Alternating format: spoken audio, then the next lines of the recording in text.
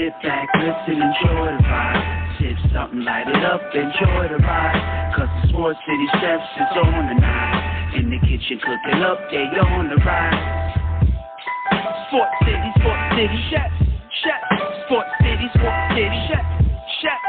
Sports City Chefs, Chefs. Sports City Chefs. Yes, Lord, we got a brand new president. Joe Biden, we riding, I pray you heaven sent. Word from the wise, my people stay ahead of. Come on, I've been relevant, trying to survive the elements. It ain't no love in these streets, these dudes telling it. Case go from cold to hot, state's evidence. Kaboom, Sports City Chefs is in the room. Cooking up hot topics to put up on your spoon. They well in tune, blown like a flower in June. Superman verse MF Doom, the clouds loom. So tell a friend it's the Sports City Chefs again. Pay attention, tune in, we on the set again. Sports City Chefs, Chefs. Sports City Chefs, Chefs. Yeah. Cabin, Taj. Woo! Connecticut. Yes. This is the Finger Food live on Sports City Chefs Networks. I am the host, the villain. I am back in the house. I haven't done a finger food in quite some time. I've been contemplating coming back. It's been a rough year for New York Giants fans, and I said, all right, I'm going to do it. But if I'm going to do it, I can't do it by myself. I got to do it with the biggest Giants fan in the world. So I'm the second biggest Giants fan. I got the biggest Giants fan in the world. Host of the Everything New York Giants, the New York fangirl herself, Adrianna. Adrianna, welcome to the show. Thank you for joining us tonight.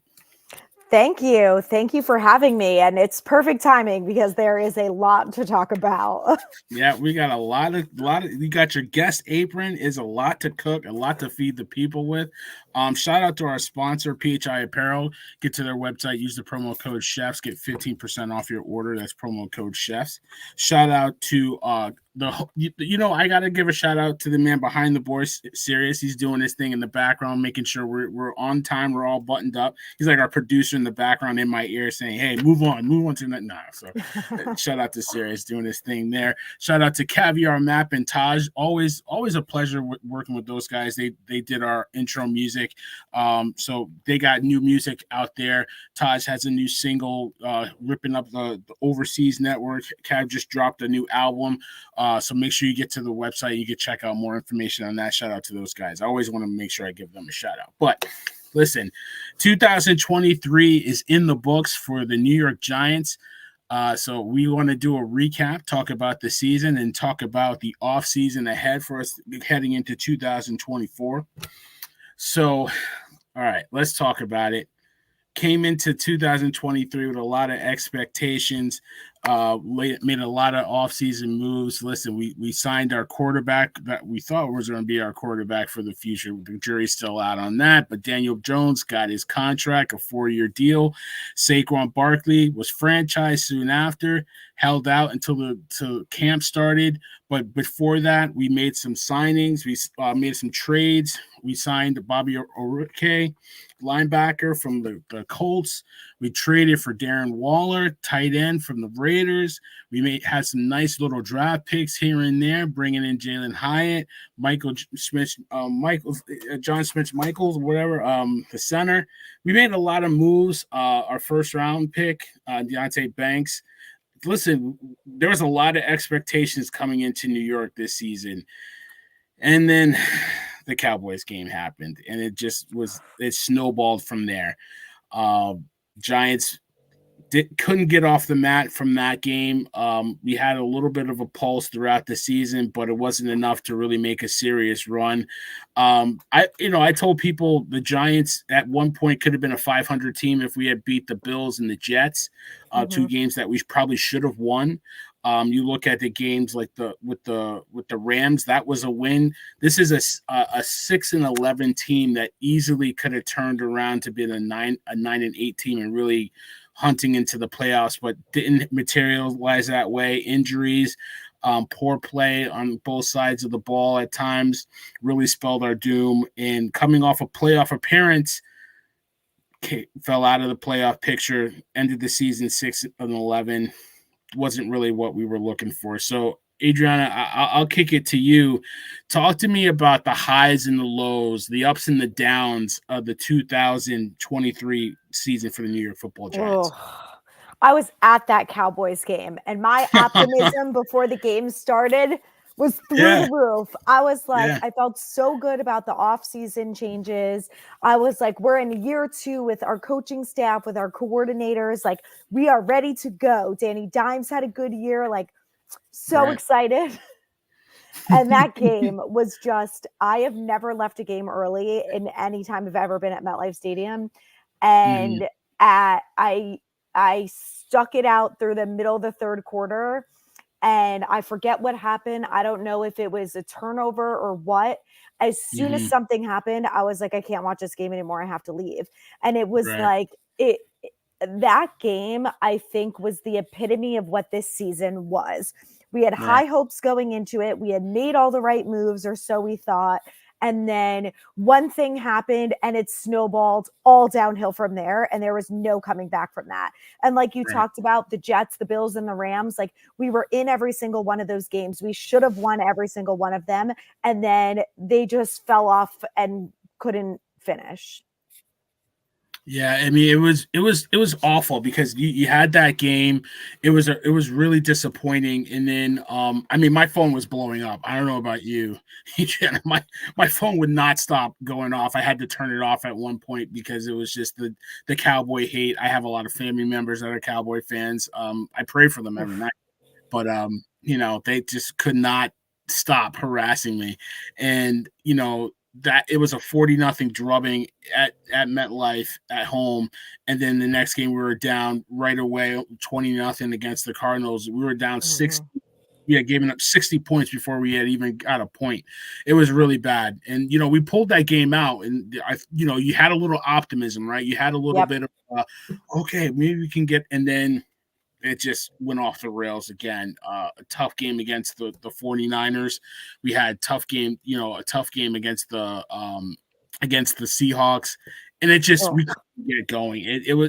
Listen, I think it was a tough schedule early in the season. I thought if we can get through those first 4 games 2-2, and then maybe and just get to the Commanders game, maybe 500, right? 3-3. Maybe we can make a little bit of a run, but we couldn't even, you know, the 49ers, that road game, that was a quick turnaround. The Thursday night game, they going at home to Seattle, and Monday night, the Dolphins game had to go.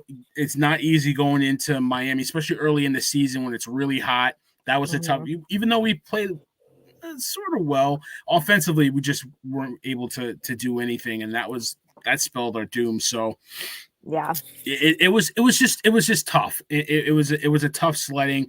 You know, we did pick up some wins. I mean, if it wasn't for the Commanders on our schedule, I don't know if we would ever have anything called momentum, right? You know what I mean? So, it's the worst. It's the worst. So we can't tank with those guys on your schedule. But it was tough early on, and then it just didn't go right. So, I mean, there was a lot of reasons why this season kind of materialized the way it did. What do you think was some of the key factors in the Giants' disappointing season? I feel like, especially in the beginning of the year, number one, it was injuries, and number two, it was lack of development on the offensive line, because I know that continuity is a big part of it, but I just feel like if any one of those young players that we had on the roster as an offensive lineman, and I'm excluding John Michael Schmitz in this because he's a rookie, like, we knew there were going to be ups and downs with him.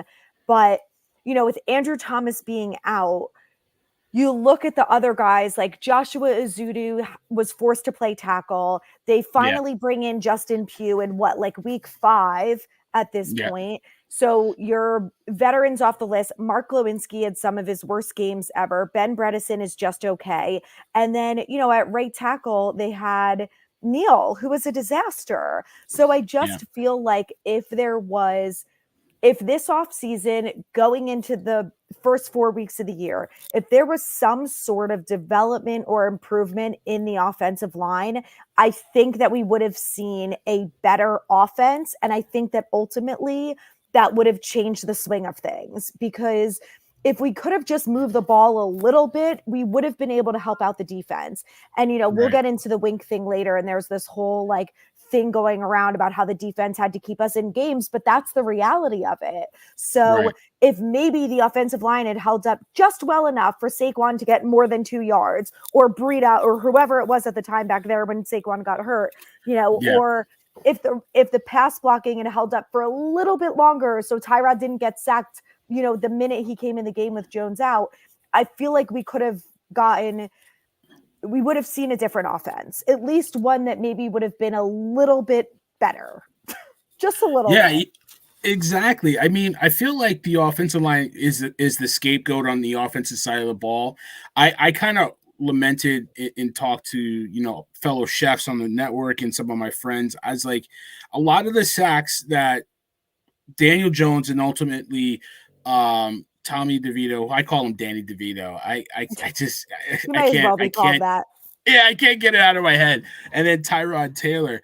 A lot of those sacks were on the offensive line, but some of them were on them, not making quick decisions, not reading the defenses properly, holding on to the ball, running into sacks, like the pocket awareness of Daniel Jones sliding in the pocket, but sliding into a blitz or sliding into a defender coming right at him was just unbearable. And a lot of those sacks were on the offensive line, and a lot of the sacks were on him holding the football. So it's a give or take, right? I think one thing, I know a lot of Giants fans, and some of my friends are probably watching, they want to kill Evan Neal. And justifiably, he had a horrific game one against the Cowboys. He could not block anybody. I think the speed rush really bothered him. He's such a big, tall guy, and him and Andrew Thomas are kind of the same, where they don't have that really strong, firm base where they can get low. They kind of lean a little bit. So if you get a speed rush, they can go right around you. But so that's technique, right? And that's probably why you're seeing a new offensive line coaches, right? But I mean, Evan Neal was also mishandled. That foot injury was supposed to be just a sprain, and it turned out to be a fracture. And it was like every week he was listed as, maybe doubtful or probable or something, and then didn't wind up playing. And it kept going like this. And I'm like, when is this kid going to play? It's just an ankle sprain, right?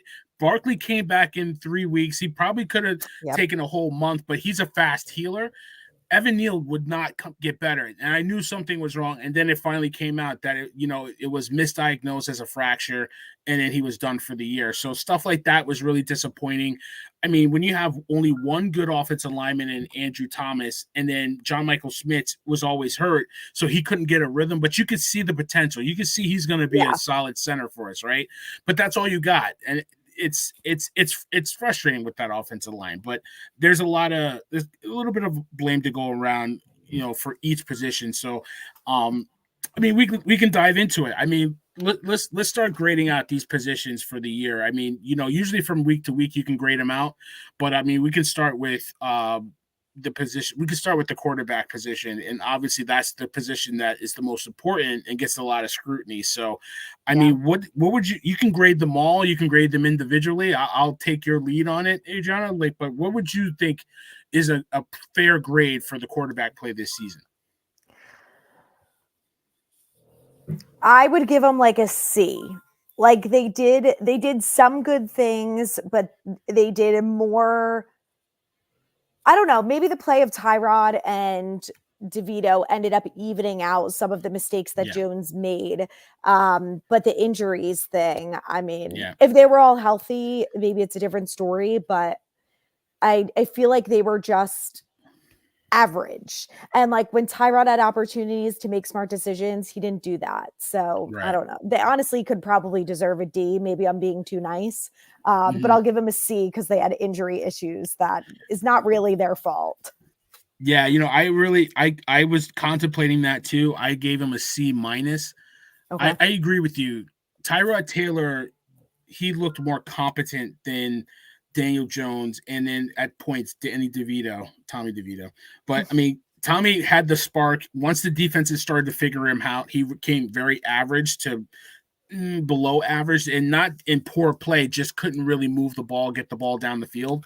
Tyrod Taylor was able to take advantage and take shots downfield. Those were shots that were open for Daniel Jones early in the season, but Daniel Jones wasn't making the play. He couldn't read defenses, one read, and then he's taking off. Okay, you get maybe 8 yards on a scramble, but you missed a wide open Darren Waller on a crossing route, or Darius Slayton on a fade route, and you can hit the big play. And he just couldn't read the defenses. So I really felt like Daniel Jones regressed this year, and it wasn't. It was a lot of what we saw last year, but last year we saw him at least be decisive with his decisions. Yeah. If it wasn't there, he was out of the pocket. This year, he was trying to stick in the pocket and stick with that one read and just wasn't really doing anything in the pocket. So he really needs to go back to the drawing board. But it's like, this is what, his sixth year? This is going to be 6th year coming up. Yeah. You shouldn't be making these mistakes in year 6. You shouldn't be like really kind of just pulled back and say, all right, drop back, look at here. If it's not here, no, you should be really scanning and reading defenses. I'm seeing Brock Purdy do it in San Francisco in year 2, and technically year 1.5, because he only played half of the year last year. So, I mean, I know it's a different situation, a much better offense, but I really was disappointed with how bad Daniel Jones regressed, to the point where I was screaming that this isn't the guy, that we got to move on from him. We got to draft a quarterback, which we'll get to. But I was just really disappointed in how he regressed. I thought Tyrod Taylor, to your point, made some good plays, but also missed a lot of plays. So yeah, it's really like that. I think a C is a fair grade. What about the running back position? How would you grade out the running back room? I'd give him a B+. Saquon probably leads the team in touchdowns. So I definitely give him credit for that. I think that when guys like Matt Breida and Eric Gray were on the field, they did the best that they could do. Ultimately, those two guys are not Saquon. But, I think the two biggest complaints that I have, and one of them is one of them is their fault, one of them is not their fault, is I know the run blocking was not very good, but one of the reasons why a guy like Saquon is on this team and, is quote unquote deserving of all this money is that you should be able to get around that to some degree. I'm not saying every time the run blocking is bad, he needs to go for 20 yards, but like you can't go forward 5 yards and then lose 2 yards on the next play. And I just think that maybe a couple years ago, maybe when he wasn't coming off an injury, whatever, maybe he was better at deciphering that. I don't know if the play calling is always to run up the middle, but there is no middle that you can run through with this offensive line. And, one of my frustrations when watching him is like, just go to the outside, just try and go to the outside, because every play is through the gaps and there's no gaps to run through. So I feel like overall they were probably one of the better parts of the team, which is why I would grade them that way, but they could have been better. Yeah, I mean, I agree. I think the group as a whole is pretty good. I think Breida is a solid 2. I think the rookie Gray showed some flashes, especially in the last game. Yes. When he did get his opportunities, I think he got hurt early in the season, so it took him a while to get going. Barkley is Barkley, and I think his style is really a throwback to Barry Sanders, where he is going to lose you some yards, but then he's going to pop one for 20, 30 yards downfield, and it all evens out in law of averages. I really honestly feel like it was a shame that he didn't get to 1,000 yards, even despite missing 3 games. Yeah, he was really close. I think he was like 30 some odd yards away or something like that. He did miss 3 games, but when he was out there, he was effective. And he's such a leader. He doesn't complain. He's all about the team. He wants to be here, all that good stuff. I think, to your point, it's hard a lot of times when he's getting losses in the backfield, it's because a lineman is getting beat off the ball. Not being able to win at the line of scrimmage really killed us, especially up the middle, to your point with the guard play. I think Justin Pugh came in and really kind of solidified that and put Ben Brunson in a position where he didn't have to, really be that focal point at guard. So I think it helped. But to your point, when you got two defensive tackles in your face as soon as you get the handoff, it's not a lot you can do.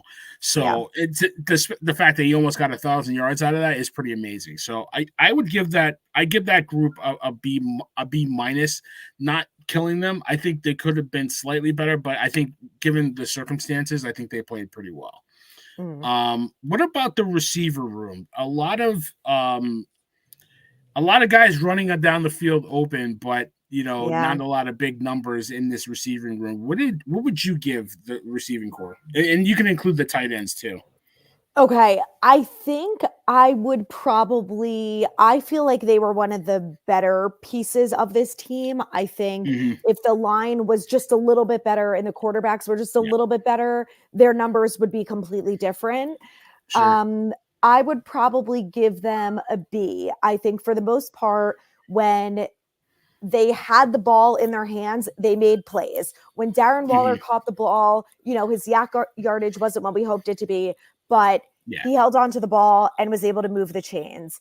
Wan'Dale Robinson, unbelievable. Alone, I would probably give him and Darius Slayton A's. They had minimal drops, made plays, caught the ball. Great job. Jalen Hyatt, I'm really excited to see more of next year. Same thing with Waller. And, I think Bellinger is a guy that I love, and I was super excited when they drafted him. I'm definitely bummed that he's not getting the ball more. So I hope that we get to see more of that next year. It's not his fault. They need him to block. Right. But I feel like if he got the ball more, we would see good things out of him too. Yeah, it's funny you say that, because I gave the group a C plus. I thought it's crazy. Darius Slayton, his 5th year in this league, and he's led the team in receiving 4 out of 5 years, and they've always tried every offseason to trade him or find a reason to get rid of him. And I think I said it to a friend of mine, he's going to be our Amani Toomer. He's going to be a guy that's not flashy, not going to get a lot of stats, but you look up, he's going to be a giant, I think, for a while. I think he's going to be really high up in the receiving numbers when his career is all said and done. I think it's a really interesting story for him. I liked him out of Auburn. I didn't love him, but when you see him, he does everything right. He had the drop issue early in his career. I think this year. I didn't see a lot of drops like that. I didn't see a lot of opportunities. So much better this year. Right. I didn't see a lot of opportunities because of the line, but he was much better. 50 catches, 770 yards. Wan'Dale Robinson is amazing. I didn't love the pick when it happened last year, but once you see him on the field and you see the fit, it just made sense, right? So I think he's going to get opportunities. Interestingly enough, he led the team in targets this season, so I expect more out of him, big things. He actually led the team in receptions too. He had 60 catches. So, wow.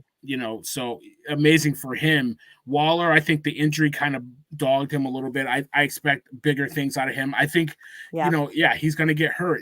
That's who he is. But when he's on the field, he can make a difference. I was disappointed that Isaiah Hodgins kind of took a step back. I thought he can emerge and be a really solid number 2 or number 1. He didn't get a lot of targets. I think he didn't get as many opportunities. I think once Dable gets that kind of set rotation, he wasn't really on the field as much. So that was something I kind of noticed. And then I looked at Jalen Hyatt, didn't get enough targets. I think he was open. I thought he showed flashes, just didn't get enough targets. So I think that's something that really needs to get corrected. So that's why I gave them a C plus. But I did see some good things. I think they do still need one more receiver. I really feel like they need that one receiver. Yeah, the line. I mean, have at it. Have at it. I mean. The only reason I won't give them an F is because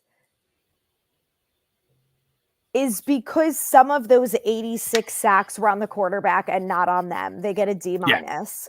And they, towards the end of this season, when they had some continuity, they did get better, and there were less sacks, and DeVito didn't get killed, and neither did Tyrod. So that would be the only reason why I don't give them an F.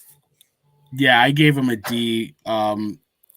Early in the season, they would have got an F. They were I think they had given up over 70 some odd sacks this season. It was pretty bad. It's insane. One of the worst offensive performances. But then to your point, they gave up a lot of those sacks early in the season. You still saw the sacks kind of happen later in the season, but they were giving up double-digit sacks at one point, it felt like. So to see from that to go to where they are now, I think the left side of the line really got, I don't want to say solidified, but really kind of started to come together once Thomas and Pugh got on the field together. The right side was still a little leaky, but Azude played pretty well. So I was encouraged by that. So I think, towards the end of the season, they played much better. And I think it was really Tyrod making decisions, and then it was DeVito getting out of the pocket when he needed to. Mm-hmm. So I think not holding on to the ball really helped that offensive line. They didn't have to be stressed enough. But, I mean, if I have to see another pass play where the weak side guard is pulling around to hit the defensive end, I'm gonna lose my mind. I mean, I was like, these guards cannot make that block. Stop calling passing plays where the guard is pulling and trying to chip the line. Just stop. It just wasn't working, and they kept going to the well. So it was like driving me crazy. But well, let's flip to the defensive side of the football. Defensive line, I thought was one of the strengths of the teams. What would you give the grade for the defensive line as a whole? I would probably give them a B+. They definitely suffered without Leo, but I feel like in the last couple weeks, A'Shawn Robinson really stepped up and did a really nice job. And so did what's his name? Nacho. If we are including Kayvon and Aziz in that, maybe I give them a B, because I don't know. Kayvon was hit or miss. He either had 11 and a half sacks, like either had a sack and a half per game and like 4 tackles, or it felt like he wasn't on the field. And, Aziz is always injured. So I don't know. Maybe I'll stick with my B+, but I was happy that Kayvon got double-digit sacks, but I also felt like it was like up and down with him. He either had amazing games or you didn't know he was on the field. Yeah, I mean, I thought Kayvon, with all the drama and the scrutiny that was happening with him, especially with the host of WFAN saying he's a bust, really just quietly coming out there and really just playing some solid football. His the way Wink's defense was set up, he's not predicated to just go. And I think he did it pretty well, making tackles downfield.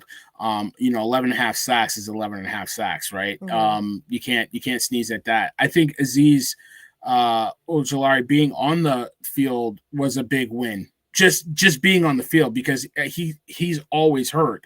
So I thought that Dexter Lawrence is easily top 3 defensive tackles in the league. Just got I think he got the Players All-Pro nod. So he's amazing. He just is such a force. He makes such a difference.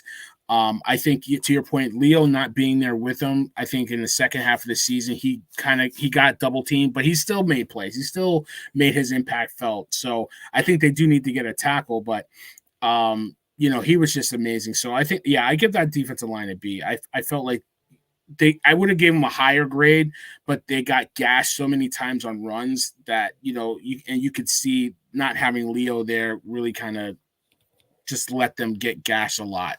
You can double off of Dexter and really get to the second level as an offensive lineman. So, I gave him a B. What about the linebacker play? That was really a struggle for us last year, trying to find some linebackers. I mean, we had to bring in Landon Collins to be kind of that swing safety linebacker last year, bringing in Bobby Oruke, and then having McFadden there the full season. What would you give the grade for the linebacker core? And Simmons, too. They were better than I expected them to be. I was definitely a little worried about McFadden, and also like until the new guys like Bobby Okereke are actually on the field, you don't really know what you're getting. Like you think you know what you're getting until you actually see them play. I was encouraged by them. I would give them a B. I feel like, Bobby Okereke was incredible. And Micah McFadden was good, but he had a lot of missed tackles. I would have liked to see more Isaiah Simmons. I really hope that they re-sign him. So I feel like they were good, could have been better, like everyone on this team. Yeah, absolutely. I thought also Bobby, they were not great against the run. Sorry, that's also why I would say that's true. They weren't good against the run, and I think part of that is to your point. McFadden, especially early in the season, missed a lot of tackles. That Cowboy game, you can count him on both hands how many tackles he was missing. But I think as the season wore on, he started to get comfortable in the defense and finished the season with over 100 tackles, right? So I think he played a really solid linebacker.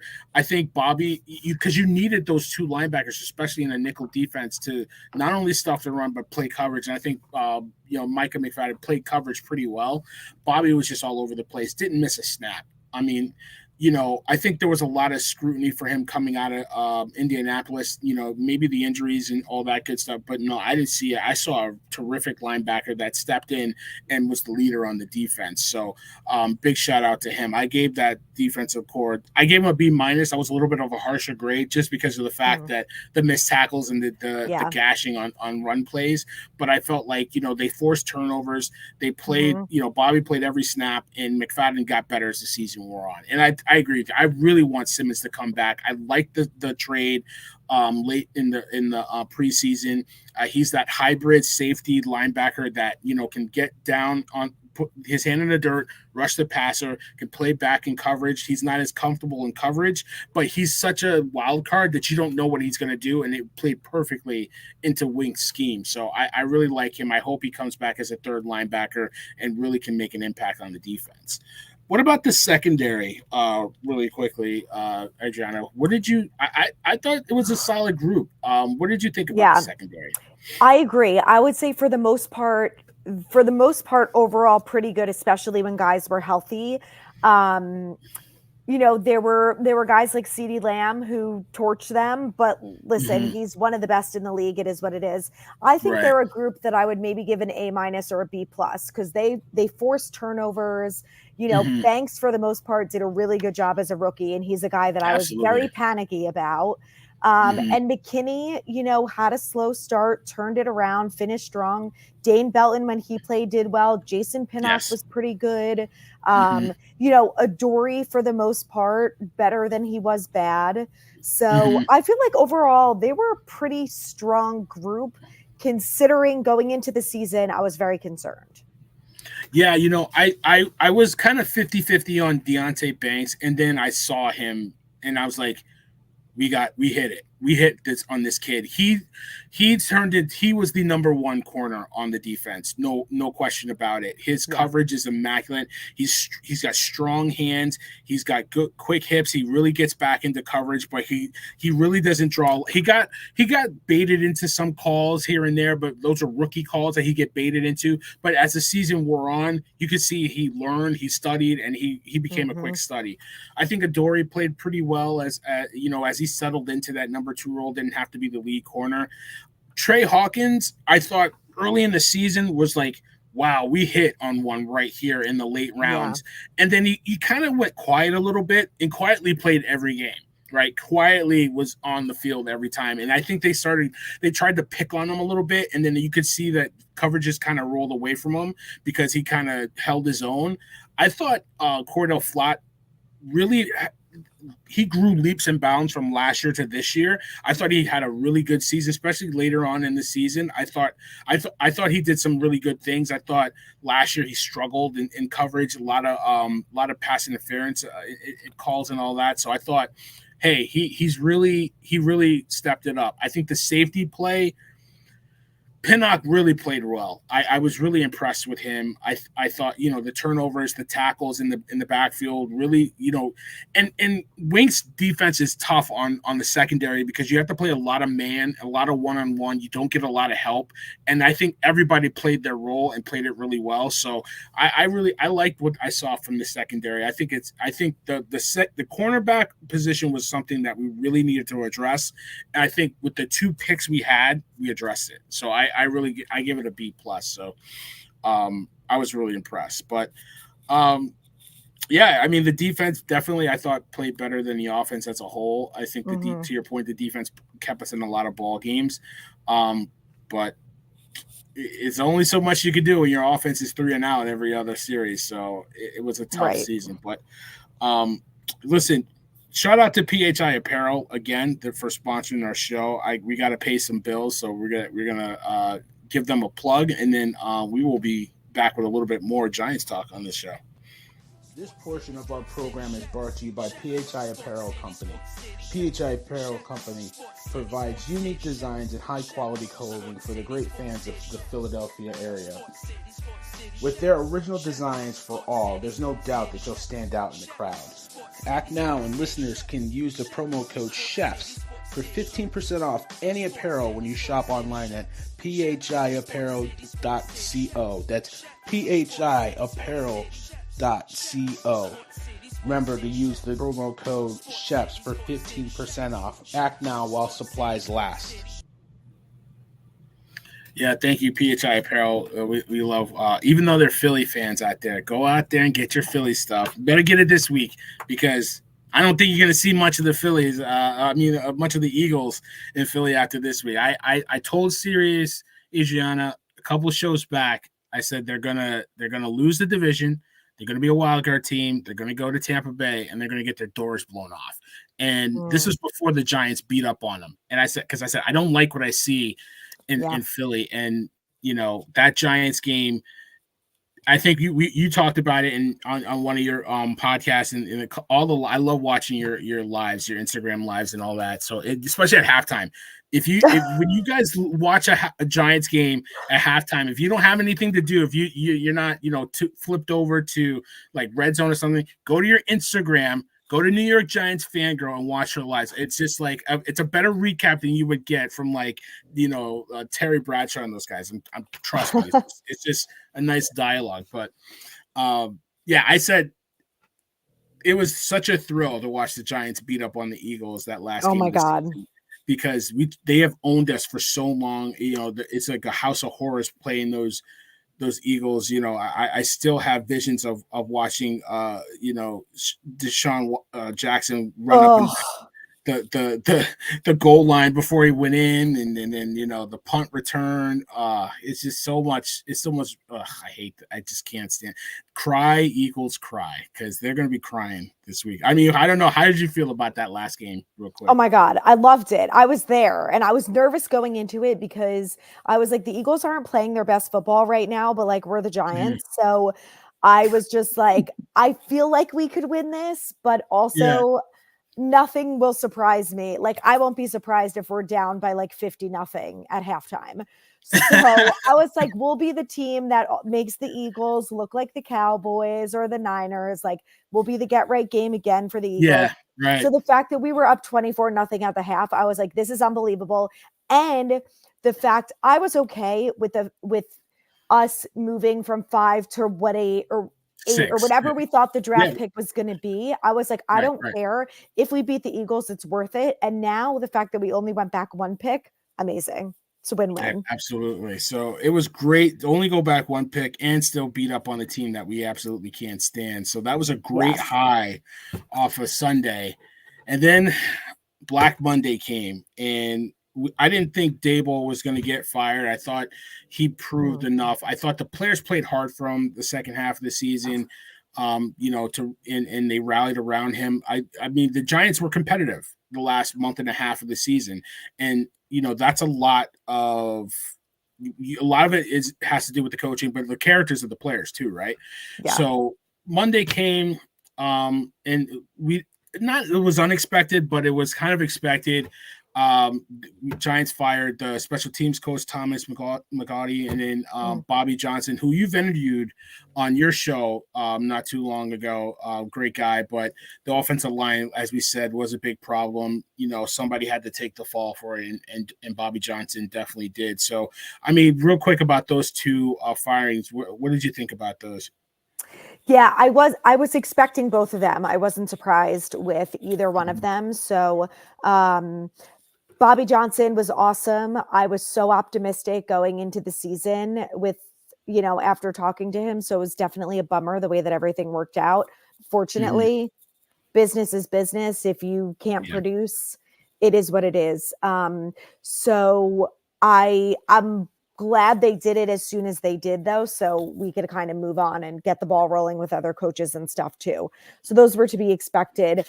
And then the two guys who left, the running backs coach and the director of strength and conditioning. The running backs coach is whatever. Honestly, I didn't even know there was a running backs coach. I'm like, is there a position coach like for everyone? Is that really necessary? I guess so. Yeah. So I mean, whoever we get for him, I'm sure will be fine. The real big question is, who are they bringing in for the director of strength and conditioning now that they left? Because God knows this team with every injury needs some serious help in that department. Absolutely.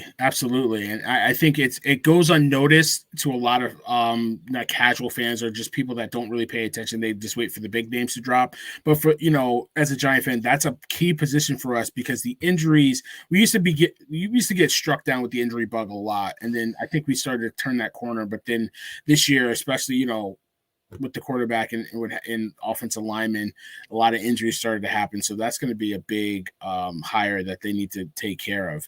And then the big news, obviously, it felt like a bunch of domino pieces that the Giants and Wink Martindale are parting ways. I could go through the timeline, and I know you have on your streams.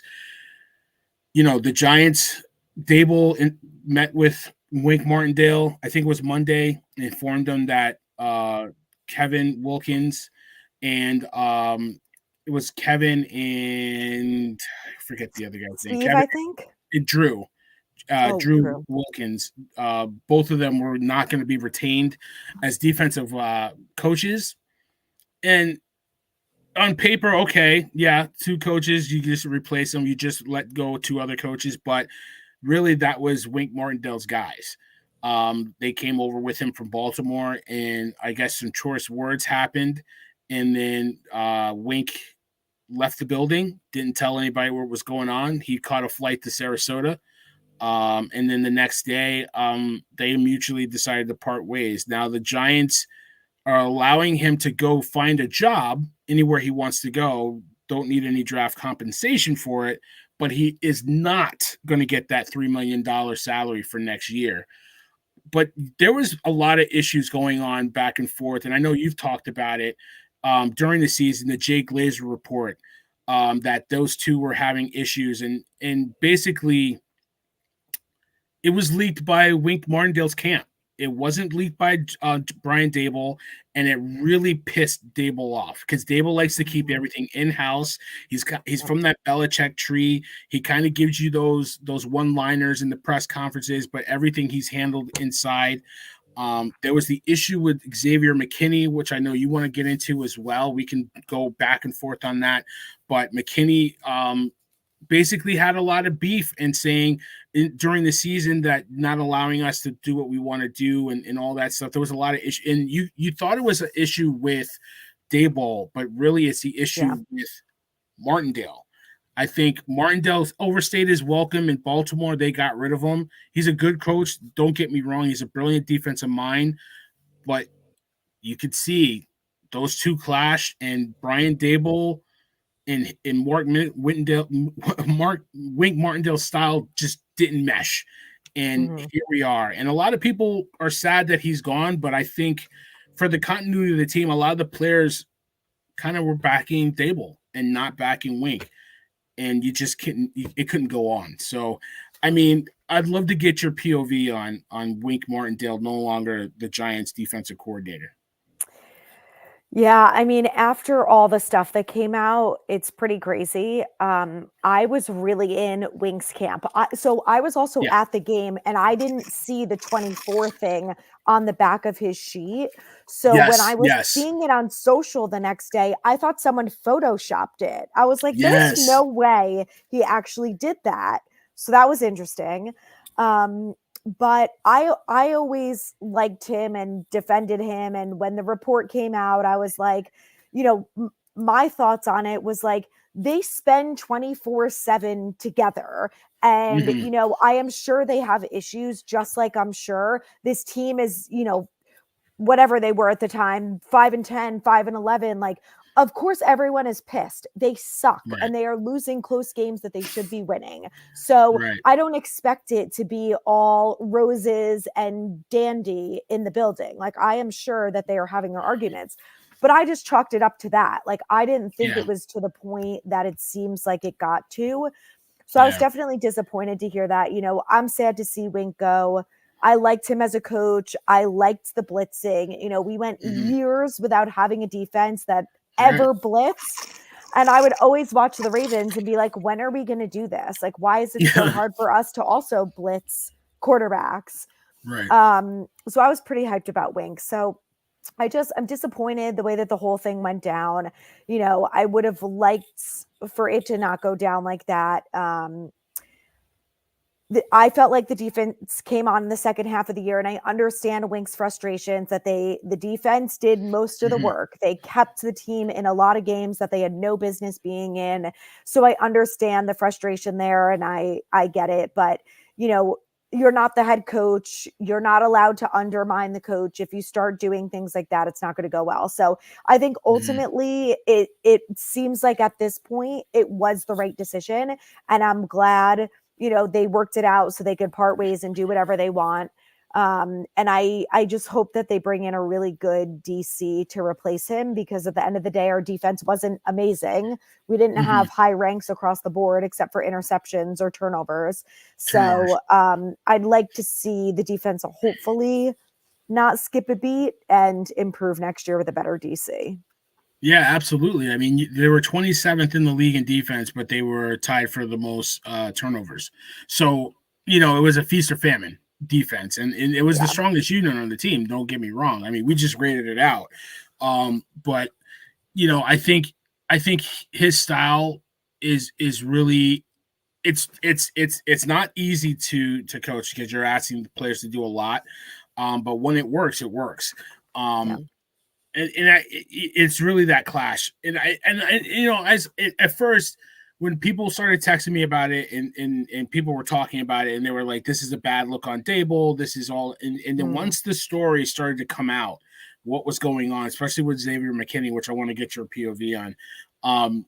You could see it was just two different personalities, and when one's the head coach and one's the defensive coordinator, one guy's in charge. It's not two coaches, not two head coaches. It's not like this stupid Patriots offensive coordinator, co-offensive coordinators last year. It's one head Yeah. coach and one defensive coordinator. So honestly, one of them's got a coach of the year, the other one could be gone. You know what I mean? Like at the end of the day. So I think it is kind of a bad look on Dable, but not as bad as I really thought it was initially. And I just really think that I'm glad, to your point too, that just separate. It's when it's over, it's over. You know what I mean? Yeah. You can have the house. I'll take the car. You can take the kids. We're out. You know what I mean? Like, Dable kept the kids. Wink got the car or whatever, and and I'm with you. When I was watching the game and I saw that 24 on, I'm like, I didn't get it at first, and then I was like, wait a minute, and it just didn't. You know what I mean? It just like I was like, wow, like we're going there. So you could tell it was pretty cold blooded. But I mean, talk to me really quick about Xavier McKinney, and the guy played every snap for the defense, right? He Yeah. had a little bit of issues with, I think, he's saying the coaches didn't trust him I don't know if it was to do his job, but it was a lot of beef and tension, and now he's a free agent to be. So, I mean, talk to me about Xavier McKinney, who my son is his name is Xavier, so my son loves hearing his name called during the game. It's like, oh, that's me. Yeah. That's awesome. He did a good job this year. He really turned it around because I was pissed at him in the beginning of the year because I was like, I was expecting a lot from him and I don't know what was going on. I think it was just a product of everything. There was not a single person on the field who was playing well, and he was one of them. So I was disappointed in that. I'm glad he turned it around. When I heard about the whole Wink situation, I was like, I felt like Xavier was maybe being dramatic because we hadn't heard that before from anyone. There had been no reports coming out about it. And I'm like, maybe he's just being sassy. He's not been playing well at this point in the season. He knows he's in a contract year. He's probably a little mad that the Giants haven't come to him yet and talked about renegotiating or whatever. But, it turns out that obviously whatever he said was correct. So listen, I would like to keep Xavier McKinney. I hope that the Giants work it out with him. I do think he is a good, well-rounded safety in the league. I was looking at contracts from other safeties in the league. Is he Jamal Adams status? Is he, a couple of the other guys that are in the top 3, 4? I don't think so. But I do think that he's going to try and demand that kind of money. And I just don't want a repeat of what happened with Julian Love last year, where they're arguing over like $1 million or $2 million. And from both sides' perspective, I understand it. But I just we're not getting Julian Love back. And, if Xavier goes, then we need to replace him with another safety. And, a lot of that is all what if. So I'd rather keep him. I hope they can work it out. I hope they can too. I think he's one of the leaders on that defense. I think that was one of the big problems. You're asking, you voted me to be a leader, but you're not letting me lead, kind of deal. So I do like him. I do want him to come back, especially to your point. We let Julian Love go for a couple million.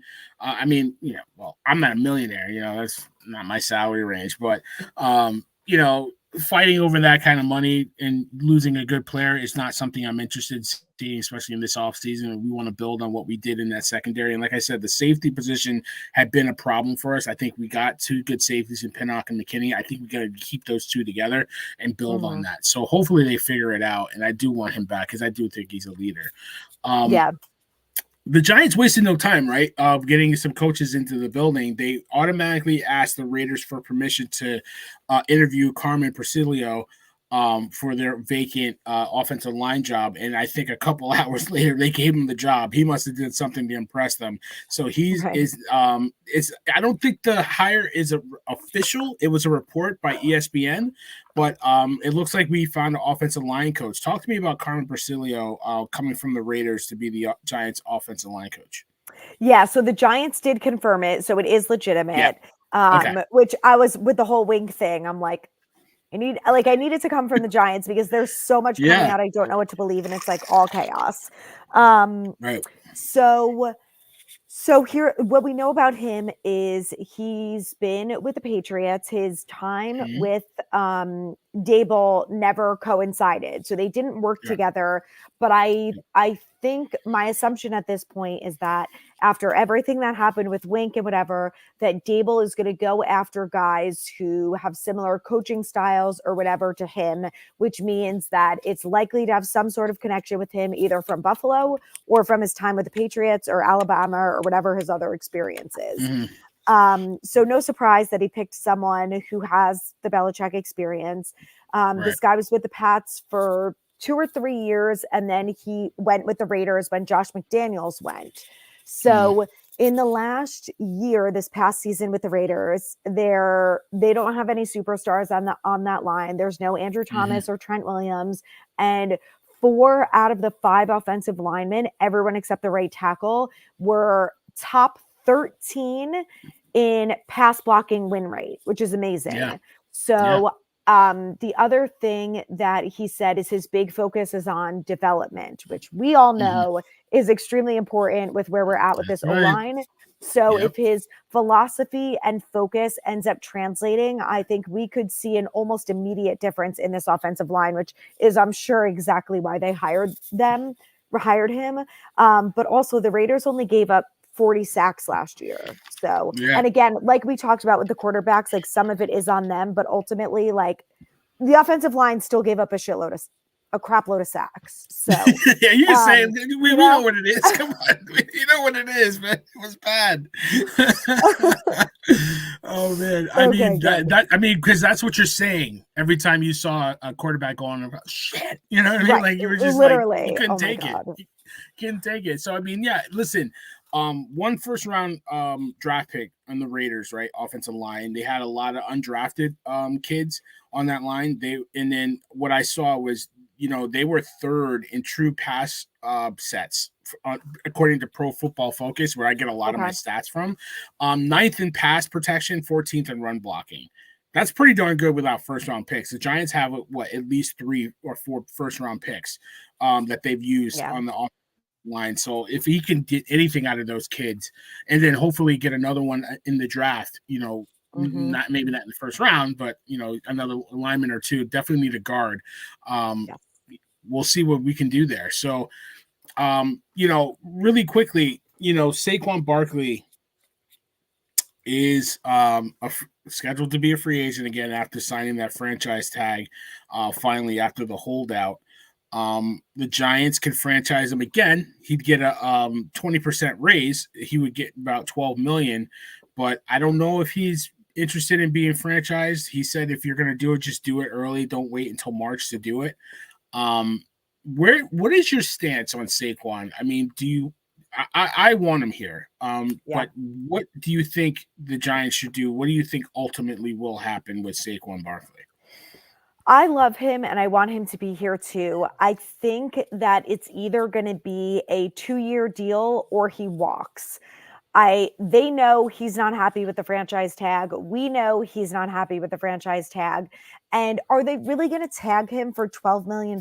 I know it's only 1 year, but last year they were basically so adamant that he was not getting whatever he wanted, which we think was between 12 and 13, that, now all of a sudden, a year later, when he's missed 3 games, didn't hit 1,000 yards, which is what it is,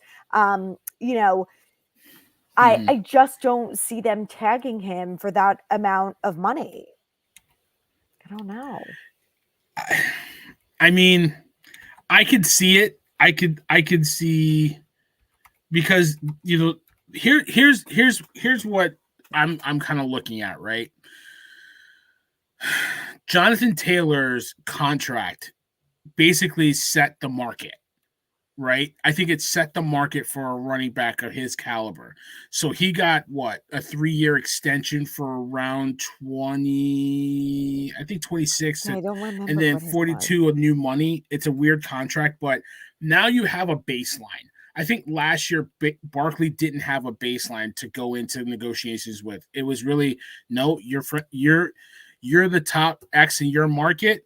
That comes with a $10 million tag based on the top players in your group. Take it or leave it. Now the market is kind of set with a running back going into a contract year, about to be franchised, got an extension. I want the Jonathan Taylor deal. Will the Giants do a 3-year deal? I think you're saying 2. I would lean towards 3. I hope they do, because let's be honest. He's the face of the franchise. Nobody's out here buying Daniel Jones jerseys right now. Right. Okay. Nobody's. I mean, I kind of wanted a Thibodeau jersey, but I talked to you. I said, get me a Lawrence Taylor jersey, because that's my guy. Right. That's my GOAT. So I have a Saquon jersey. That's the face of the franchise. That's the guy that everybody. I mean, seeing him run on the field. And I'm pretty sure you saw it with that kid the last game of the season. That's just the kind of guy he is. And I just love that about him. It'd be a shame if this was his last game as a New York Giant. So I think the market is set. I don't think they'll franchise him right away. I think they're going to try to work this thing out. And I think it's out of respect for him. He wants to be here. So and I didn't see any drop-off from him. So pay the man. Pay him his money. I think the Giants have around – I think it was around $34 million of cap space. Not 100% sure. I have to dig that number up, but even still, I don't think there's a lot of free agents out there that you're going to be knocking the doors down. I think you just got to take care of your guy. I think maybe there's one guy. Pay the man. Just get him in the building. He's a Giant, and we'll go. Let's do 2 to 3 years, and then we'll go from there. I just don't want this dragging on into because it was like every day. Is he going to sign? I know. What are they going to do? I don't. It's awful, and he didn't like it either. So just get it done. Just get the deal done. I agree. I hope they get it done before. I mean, they're going to have to get it done before free agency, but I just hope it's not until March 14th at 11:59 p.m. before we're like, what is going on here? Right. And a lot of people want to say, hey, this is what happens when you pay the quarterback and before you pay your star player. I get it, but listen, I argued with chefs on our shows, and I said, listen, in this league, you pay the quarterback first. I don't care if Saquon Barkley is a better player than Daniel Jones. You pay the quarterback. You have to shore up the quarterback. You saw it when we didn't have a quarterback, how bad we looked. A lot of teams, I can't count how many teams lost their star quarterbacks, and some of them got lucky and still made it into the playoffs like the Browns. But, you lose your quarterback, it could ruin your season. There was at least 16 teams starting a backup quarterback. I think at week 17 or 18. It was ridiculous. So you got to make sure you hit the quarterback. You got to get that right. So, I mean, going into free agency though, Adrianna, what do you think are the big keys for us going into this free agency? I think that they have to kind of solidify position groups. So to me, that looks like signing a veteran guard like Robert Hunt. If you bring in a guard in free agency, and let's say you draft another tackle, or maybe you get a tackle in free agency, I would take that too, or both. To me, that's kind of like solidifying, in a sense, the offensive line. We have the basic pieces. We need 1 or 2 more that are going to be good veterans to get in the mix, or just good players. And then I think I would go, and I haven't done a ton of research to see who's going to be out there yet, but I do know T. Higgins is one of the names. I would think about going after a wide receiver in free agency. And then, in the drafts, you can focus on cornerback, quarterback, what else? Maybe an edge rusher, stuff like that. So I think, I don't know. To me, I feel like that would be a step in the right direction. And that's just 2. I'd love it if they did a third, maybe a corner, and then you're done at that position, a veteran, or maybe a safety if McKinney walks. But I think that would be like ideal. Yeah, I mean, I think T. Higgins is the biggest receiver name out there. I like the idea of a pass rusher. I wouldn't mind getting Bryce Huff from the Jets, stealing him away. I know. Listen, Chris Jones is out there. I'm just gonna throw it out there from the Chiefs. That ain't happening. He ain't coming here. I'm sure the Chiefs are gonna do everything in their power to lock him up because he's a phenomenal player. But Josh Allen is available from the Jaguars. So there's interesting names that are kind of floating around. But I agree with you. I think if you're going to spend your money, I think you need to do it on a receiver. I think T. Higgins, I don't know if he could be a number 1, but I definitely think he has the talent to be, right? So that's a key. I think you do need to shore up the offensive line through free agency, get a veteran. It's tough. I think I tell people – good offensive linemen don't fall to free agency. Teams lock them up. Right. So you got to be careful who you pay, Nate Soldier. So you know what I mean? Like you got to make sure. Don't remind me. Yeah, exactly, right? So you got to make sure that you're not paying these guys millions and millions of dollars to come in and be below average. But there's a lot of there's some good receivers out there. I think T. Higgins is one. Mike Evans, I think he's in for a big payday from the Tampa Bay Buccaneers. I look at Michael Pittman from the Colts. I think he's a good player. I think he can be a guy that's going to get get a look.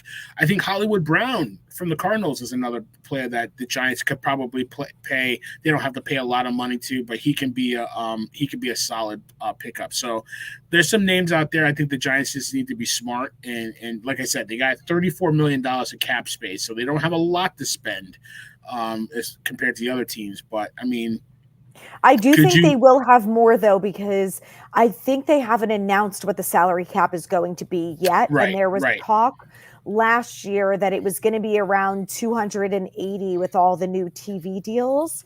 Mm-hmm. And they will make some cuts. I'm sure they'll try and restructure. I would love it if they restructured Glowinski, because I believe that he has a little bit of a hefty deal.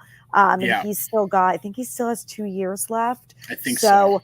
We'll have some wiggle room to that, but it's not going to be anything like what the Bears had last year with like $100 million.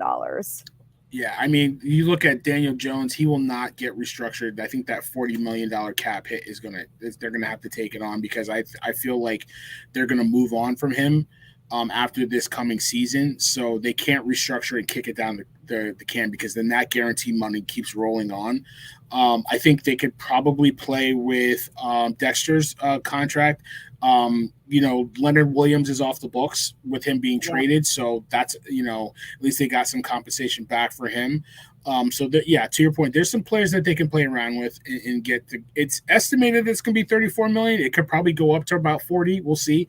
But I think they need depth. I think depth is what they're going to need at key positions. I think they do need another receiver in the room. I just think Isaiah Hodgins I think he's a good player. I don't think he is going to be a game breaker. So I think they do really need to either go into free agency or go into the draft, which we can talk about really quick. The 6th pick there's a lot of different train of thoughts around who the Giants should pick. Some people think we should get the tackle from Notre Dame. What's his name? Joe Alt. I think he's phenomenal. He's just a beast. A lot of people are saying that maybe we get Bowers from Georgia, the tight end, can go receiver route with Harrison, or maybe one of the receivers from Washington, Rome, or even Neighbors from LSU. I think that name started to pop up. But obviously everybody's Joe Shane said we got to bring in another quarterback either through free agency or through the draft. Yep. Through the draft could mean a late round pick. Maybe you get Penix in the 2nd round or something like that, or maybe you get the kid from Notre Dame. Or do you use that 6th pick on a quarterback, or do you trade up to get a quarterback? So I don't know what they're thinking with that 6th pick, Adrianna. The Giants could possibly select, and I'll let you say, who do you think they're going to select? All right. I think it's going to be Jaden Daniels if he falls to us. I think if he doesn't fall to us, it'll be Neighbors if he's there. I think if neither of those guys are there, I think they trade back. I just think that if we don't have a lot of money in cap space, which if it's only going to be 30 or 40, it's way less than I thought it was going to be. Yeah. And there are so many positions to fill that I don't think that they're going to trade from 6 to 2 to get Drake May. Maybe they love him or they really love Caleb Williams and think that they're going to have a shot at him. But I just would be surprised because they're going to have to give up so much. And I just think we're not in a position to give away the amount of draft picks and collateral and whatever else to do that. Yeah. I mean, they have, I think it's 4 picks in the top 80. They have a 3rd rounder, 2 second rounders via the trade, and then the 1st round pick. So they could make a move, but to your point, I think you need those picks to really build on what you have and really add. You need a receiver. You need offensive line. There's more holes on this team than you need trading away a pick for a quarterback that probably wouldn't start day one because they've already said Daniel Jones, if he's healthy, he's the week one starter. I agree with you. I want Jaden Daniels. I think he can slip to 6. I think you're looking at the Bears. The Bears are going to dictate what happens in this draft, right? If the Bears trade back, I think a quarterback's going 1, but if they trade back, it opens up a lot of windows, and there's a lane for the Giants to get Daniels. If not, if they stay pat, it's a game. So I really think the Giants should get a quarterback with their 6th pick. I think it should be Daniels if he's there. I wouldn't be mad if it's Bo Nix. I think if there's a run on quarterbacks and teams trading up with like the Cardinals or what have you, we could see a run of quarterbacks, and the Giants could be really, scrambling, trying to figure out what they want to do. But I think the Giants need to address the quarterback position. I don't think the future quarterback is on the roster. I like Daniel Jones. I don't love him, and that's why I think you reset the clock. I think you pay him the $40 million for next year, and then you say, thank you for your time. I think you got to find your franchise quarterback. You just can't have good enough on the roster. You need a really good quarterback. And to your point, I think there's other needs, right? I think the offensive line, I think receiver, I think they could probably use another linebacker in the late rounds, and I think they could use a pass rusher too. So I agree. I think with 4 picks in the first 3 rounds, I think you can address some of those. Anybody else that in the draft that you're keeping an eye on that you think might be a sleeper pickup or a position? Well, not even a position, but just anybody in the draft that you're kind of, if he falls this far, maybe we can snag him. So Blake Corum or Edwards, the 2 Michigan running backs, I don't know if they're both going to declare, but I think either one of them could be a good option. Corum for sure. Yeah, he's a beast. And then I also went to University of South Carolina, so I'm like a little biased, but I really like Spencer Rattler. He declared for the draft. He's a quarterback who's going to be available. I think he's a later round pick. He's maybe a 3rd round. I don't know, what his true potential is. If he's a guy that Dable thinks that, I don't want to say like, because he's a later round, it's like the Brock Purdy thing, but I just wonder, like, we all know you don't have to pick a quarterback number 1 overall to have a good quarterback in the NFL. So, so I don't know, maybe Rattler's a good option. There's another wide receiver from USC. His last name is Leggett. So he could be a good option. So those are some other guys. Yeah, I mean, I'm seeing some. Listen, anybody on that Michigan offensive line, I think like Zach Zinter, I think is a guy that we need to watch out for at guard.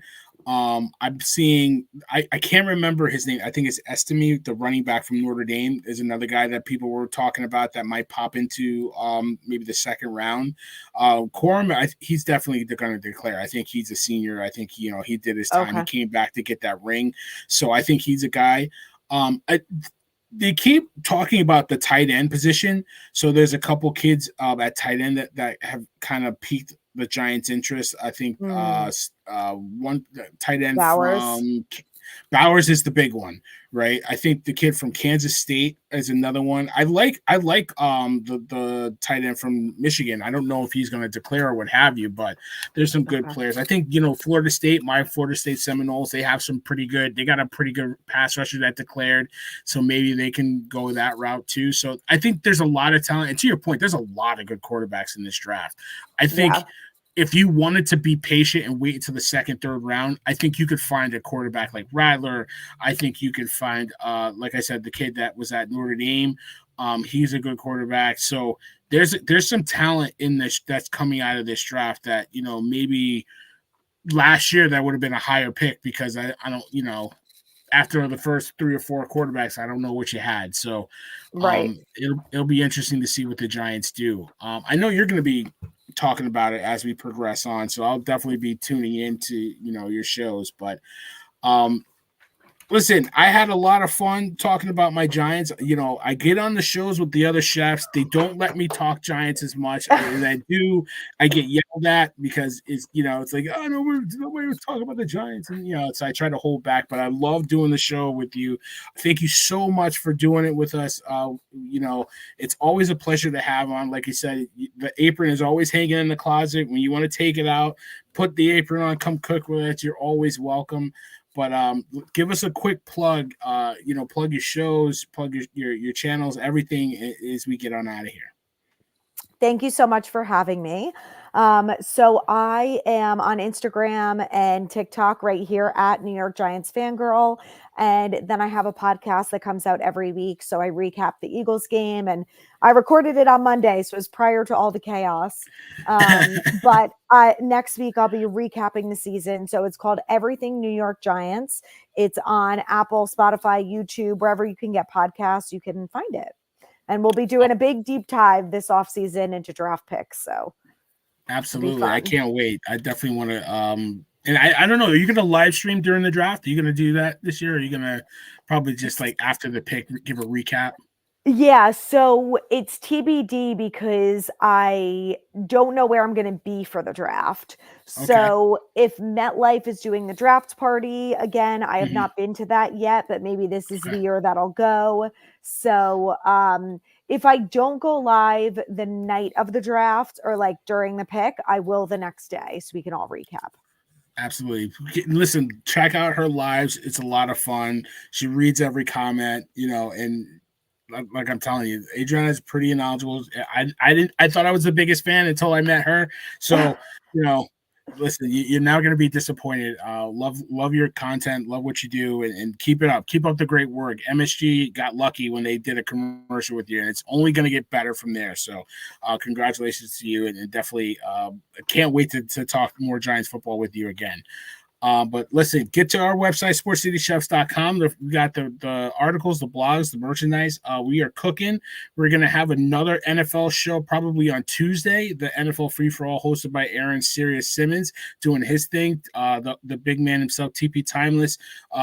Breaking News Hughes will probably be in the building. We have to I make sure Mr. Controversy James is in the building, because when the Cowboys lose to their nemesis, the Packers, because they were just playing that Packers game on NFL Network, the one where Des Bryant caught the ball and then dropped it. So they were playing that game, the House of Horrors for the Cowboys. That's going to be, hopefully they lose that game. That'll be great. But I definitely can't wait for that show. We're going to be cooking a little bit more. The brunch will be back soon. We're having fun doing this stuff on StreamYard. We're doing big things. So, like TP would always tell everybody, tell a friend to tell a friend. It's the chefs again. And if you don't know, now you know. Thank you.